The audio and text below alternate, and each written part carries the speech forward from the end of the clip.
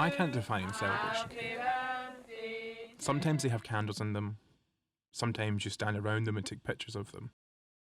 But I certainly couldn't tell you if I was looking at a Scottish celebration cake. Welcome back to Tenement Kitchen. In this series, I'm baking my way through my family recipes to see if the food I grew up eating can help me answer the question, what is Scottish food? This episode is the second part of my look at Scottish cakes.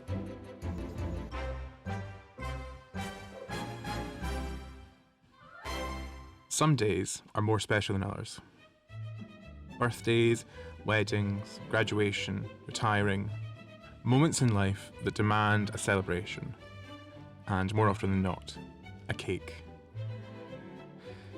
Now, I tried to research the history of celebration cakes in Scotland. Unsurprisingly, it's a dead end. So I started with birthday cake and found a mention in 1929's Scots Kitchen by Florence Mary McNeill. She notes that you can use a plain white or birthday cake to make a Halloween cake by stirring in charms and icing it appropriately. So I headed for the National Library of Scotland to look through Scotland's oldest recipe books, and I found a recipe for a sponge cake from 1782 by Margaret Malcolm. The recipe says, take 10 eggs, separate the yolks from the whites. Take 5 whites, beat them to a standing froth, and beat the yolks as well. Then put them together and beat them well. Now, I will jump ahead here to the end of the recipe, because there's a note that says I would omit the essence of lemon, and instead I would rub the lumps of sugar in the skin of a good lemon before dissolving them in water. So while I move on to make the sugar syrup, I'm going to rub the zest of a lemon into the sugar and continue on with the recipe. Take 3/4 ounce of sugar and a 1/4 pint of water, put them on the fire and boil them clear. Then put this syrup to the eggs and beat the whole together half an hour. Now, please remember that this recipe predates a blown whisk, and so quite literally, a cook would stand here for half an hour beating these egg whites with sticks. Fortunately, I'm using a stand mixer, so instead of half an hour, I'm beating these eggs looking for a change in consistency, similar to that of a Genoise sponge. Now, back to the recipe, it says, then add half a pound of flour, which must be well dried before the fire. Beat the whole together a minute or two. Pour quickly into the tins, which be careful to have well buttered and dusted with sugar. Bake 1 hour in a moderate oven. Now, of course, moderate means absolutely nothing, so I went with 150 degrees centigrade for an hour. Recipes for almond paste and different types of icings do exist at this time, but I've opted for a little dusting of sugar and some seasonal brambles. Now, this might be the best historic bake I've made. It's got a really light crumb, and the sugar tins have given the edges a little bit of a crunch. It's so wildly different from the other Scottish bakes I've been researching. So, where does this elegant cake come from? In 1893, T.F. Henderson, the Scottish historian, said, to beat the Edinburgh baker, you must go, not to London, but to Paris or Vienna. Whilst, of course, I prefer that he noted Paisley bakers as being the best in the land, I do believe his point remains. Scotland has a distinct culinary history because of our ties to France. The old alliance between Scotland and France has led to 600 years of military, political, nobility intermingling, which has had a profound impact on our architecture, our language, and perhaps most importantly, our cakes. Our nation's books are filled with odd recipes, butter-laden biscuits, macaroons, and delicate whipped sponge cakes. I will say, however, that this perhaps isn't an accurate view of the entire country at this time. I can't imagine that 3-hour cakes were served anywhere other than grand houses, for the simple fact that it requires an oven. At this time, the majority of Scotland's population is still cooking over open fires, whether it's around a black house croft with a floor firestone, or a cottage with its hearth. So unless you worked on a big estate and the owner would let you up to use the oven, then pots and kettles were the cooking instruments of the day. There's a cake that is far better suited to this type of baking. You cannot talk about Scottish cakes without talking about the fruit cake. Scotland's short summers have always made preserved fruits a cornerstone of year-round baking. Currants, raisins, sultanas, cherries, citrus peels, and all manner of warm spices in endless variation. These dense cakes don't require delicately beaten eggs and could be cooked in a heavy pot dangling over an open fire. Selkirk bannock, black bun, tea loaves, wedding cakes, clouty dumplings. Fruit cakes come in all varieties, but there is one that reigns supreme in Scotland. The legend has it that Mary Queen of Scots wasn't a fan of cherry. Her Majesty requested a new kind of cake, and the chef made a fruit cake with almonds instead of cherries. A few centuries later, and Janet Keeler, credited with the creation of marmalade, developed this cake into a Dundee Cake. Now, I tested Dundee cakes from every century and cookbook that I could find, and the best by far, once again, comes to us by Florence Mary McNeill from the Scots Kitchen. Beat half a pound of butter with half a pound of sugar. Add 6 eggs, one at a time.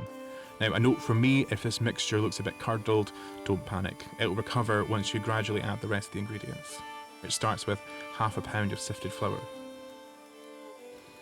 Next, we're going to add the dried fruits. That's a quarter pound each of currants, raisins and sultanas, along with 3 ounces of ground almonds, 2 ounces of candied peel, and the zest of an orange.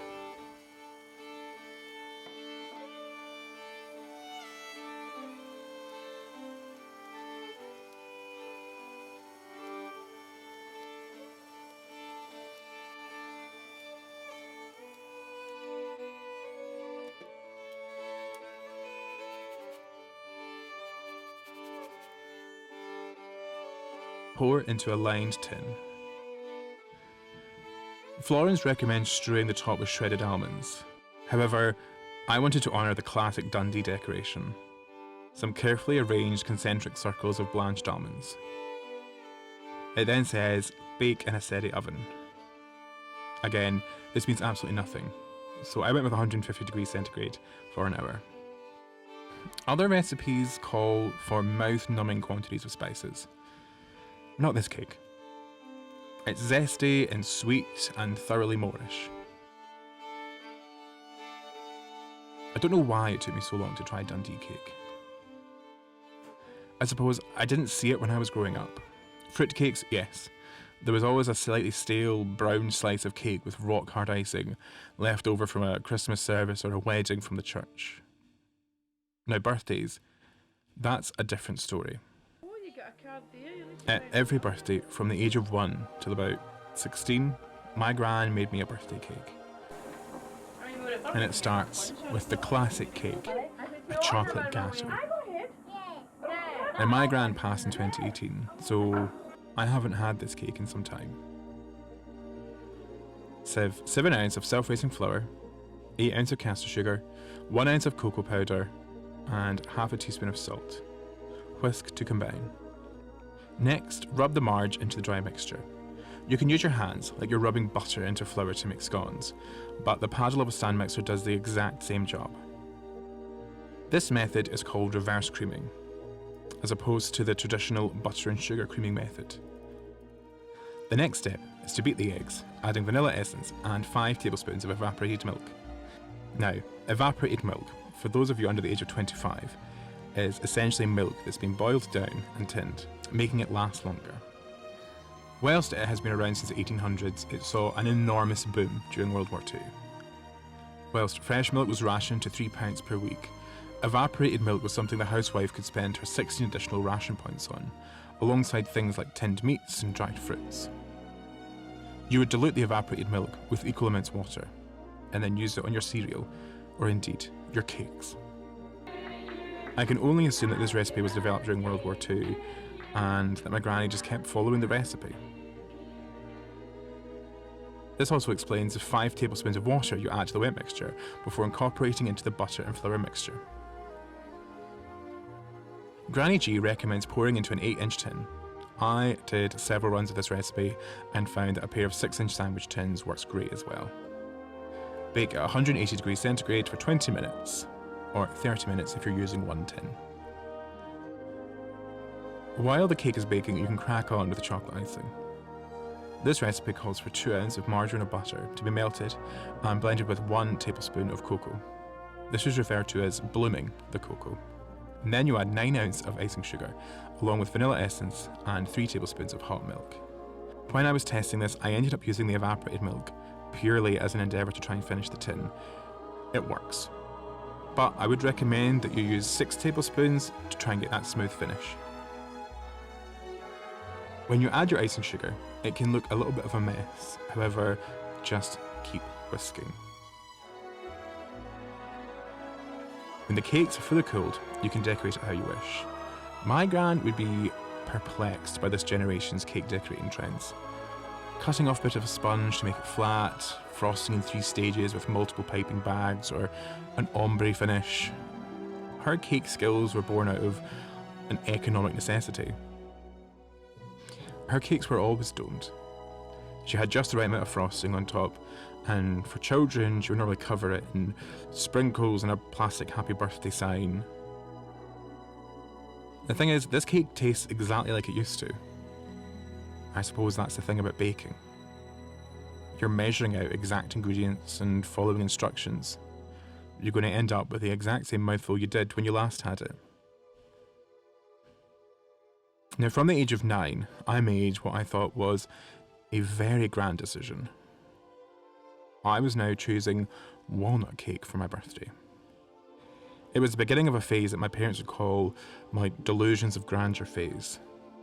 They may also argue that I have never moved past it. However, in retrospect, this is a wonderful cake.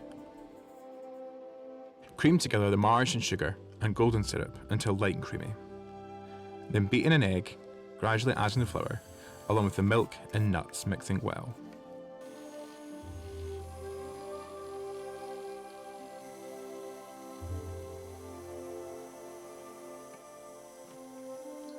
Pour into a lined and greased 7-inch tin, although once again, 2 6-inch sandwich tins work well here. The recipe says to bake in a moderate oven of 180 degrees for 40 to 45 minutes, although 20 minutes if you're using sandwich tins. While the cake is in the oven, you can get started on the fudge part of the walnut fudge cake. To a saucepan, add 2 ounces of butter, 2 tablespoons of milk, 2 tablespoons of soft brown sugar, and melt. Add 8 ounces of icing sugar and whisk until all the lumps have disappeared. Allow to cool in a bowl before spooning over the cake layers.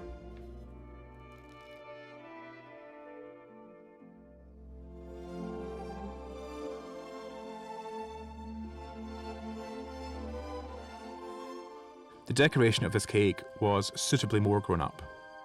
A simple walnut perimeter, with candles, of course. Now, in researching this cake, I came across the exact same recipe in an old bureau book.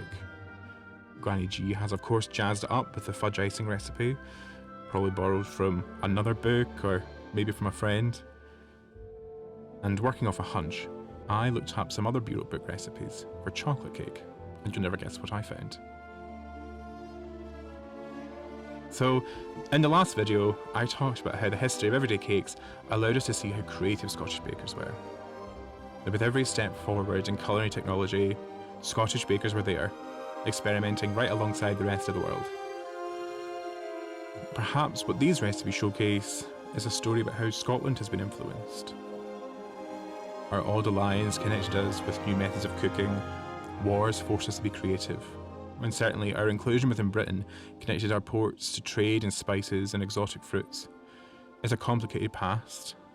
It's not always a very pretty past, but home bakers in this tiny country on the northern tip of this fractured island have borrowed food from all over the world. From Margaret Malcolm's thoroughly French sponge to my granny's wartime Biro chocolate cake, people have done their best when there's someone to impress, no matter where it comes from. The best recipe wins. And there's a recipe from the last video that's been on my mind, and perhaps with a little more borrowing, I can make it fit for a celebration. Taking the honey sponge recipe from my Granny Belle's fruit gateau, I add 4 ounces of marge, 4 ounces of caster sugar, 2 dessert spoons of honey, 2 eggs, and half a teaspoon of baking powder, along with 2 tablespoons of milk and 5 ounces of self-raising flour into a warm bowl, whisk for 3 minutes, and pour into sandwich tins. I was inspired by Margaret Malcolm's note about adding lemon to sugar when you're making a sugar syrup. So I've done the same thing before adding to egg whites to form a lemon Italian meringue. Once the bakes are cooled, I pipe a border around the outside to keep in the filling. My Granny G made bramble jelly every year, and my Aunt Pauline and Eleanor have kept the tradition going, so I still get my annual jelly jar. After spooning on the bramble jelly, I sandwich on the top layer and dress the sides and the top in meringue. I'm not adding a crumb layer, and I'm being intentionally haphazard here with my spatula, because I'll be finishing the cake off with a blowtorch. And I mean, why not? Now, I still don't think I can define a celebration cake. It's very much in the eye of the beholder, and for me, being able to use family recipes or try a little something special makes them all the more of a celebration. I do have 2 final humble pieces of advice to offer, certainly not as a professional cake maker, but as a home cook. Never attempt a recipe for the first time under pressure. Have an old faithful recipe that you know works and that you have the pans for. I have had some truly disastrous cakes. And never make a cake for someone who cares about how it looks. Making a cake is an investment of time and thought and energy. Save it for the people that really matter to you, because trust me, they will remember.